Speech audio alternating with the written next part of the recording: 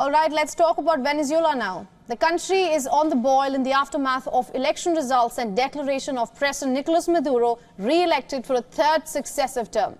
Massive protests have broken out, with the opposition claiming it has numbers to show that its candidate was the outright winner. The clashes have cost at least 4 lives and injured 44 more. Thousands of demonstrators clashed with the Venezuelan security forces in the South American nation, hours after Nicolas Maduro was declared a winner for another 6-year term, extending a quarter-century of socialist rule until the year 2031.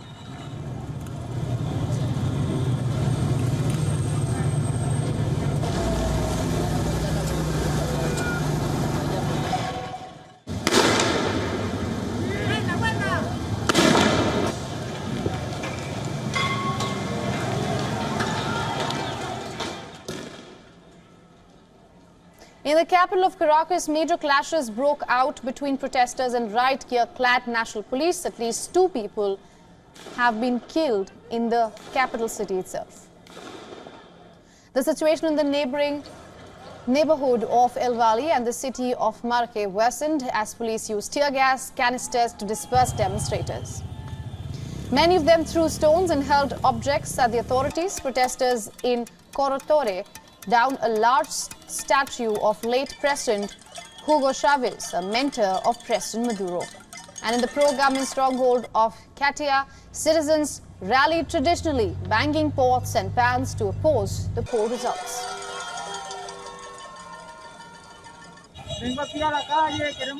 I came to the street. We want freedom. We are tired of this government. We want a change. We want to be free in Venezuela. We want our families to return here. We don't want them to leave anymore. We want to be free with our families.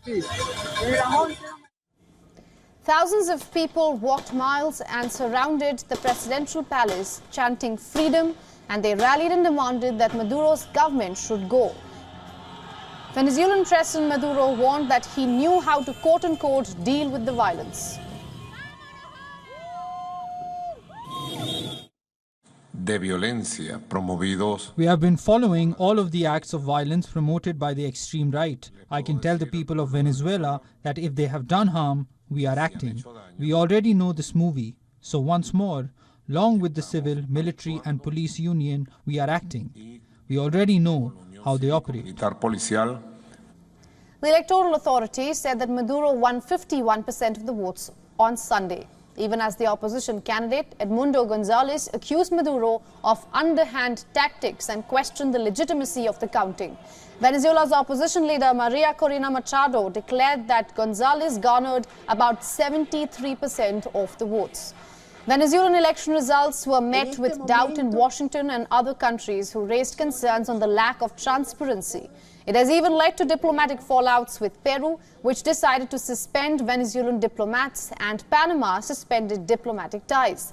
But notably, some countries including Russia, Cuba and China have hailed Maduro's victory.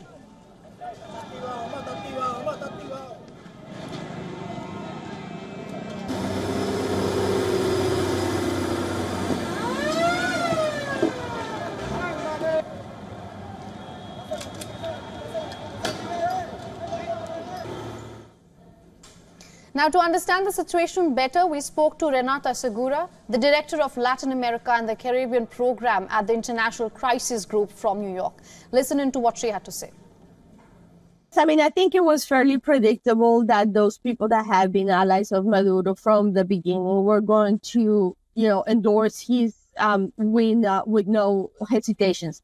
But I think it is very important that in general, Latin America, with the exception of Cuba and Honduras, has taken this position of asking to see the electoral proof before endorsing Maduro. It's going to be very difficult for Venezuela to continue to govern when you have 80% of the population against you and the entire neighborhood. I think we're going to have to very closely watch what happens with Brazil and Colombia, which are the 2 neighboring countries of Venezuela that have more of a stake. Obviously, one of the worries is that if Maduro remains in power and the economic crisis continues, we're going to see a new wave of migration. The governments of Colombia and Brazil are very interested in preventing that from happening. So we know that there are negotiations behind closed doors. Brazil has been very cautious on the way that they presented. The Colombian government has been relatively quiet. So this is the moment when the international community can do really discreet negotiations with the Maduro administration to try and find a solution that is peaceful.